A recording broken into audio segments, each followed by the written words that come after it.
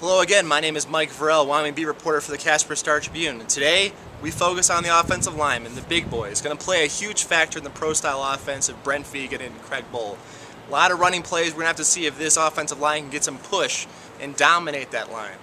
You know, when you look at the spring, there were a lot of question marks. You had a couple offensive linemen leave the program. When you look at the depth chart heading into the fall, at left tackle you've got Nathan Ledegy, a guy who played sparingly in 2013, stepped in, did a pretty good job, a good measurables guy, but he still hasn't had a ton of game experience. We'll see how he fares. At left guard, you've got Chase Roulier, another guy, a young kid, promising, played both center and guard last year, but didn't play the entire season. He played more in a backup role at times, when sometimes he just beat somebody out in practice, but he didn't play a full 12 games.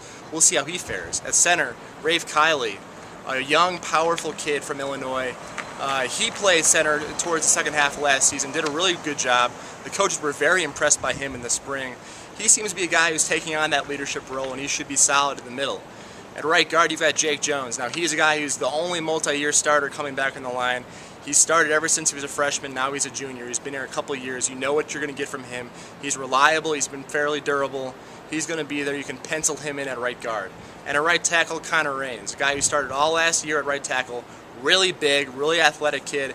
Had some issues every once in a while in pass protection last year, but you think with a year under his belt, he should be solid for Wyoming. So you look at that top five, looks pretty good on the outset. You've got a couple guys with only some experience to see if they can get bigger and stronger and more comfortable in those roles.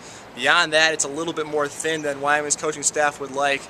Hopefully they can address that in recruiting in the next couple of years, but now they're going to have to hope to avoid injuries, hope that group gets bigger and stronger, and can really run the ball and open some huge holes for Sean Wick and DJ May. We'll see how it all works out this fall.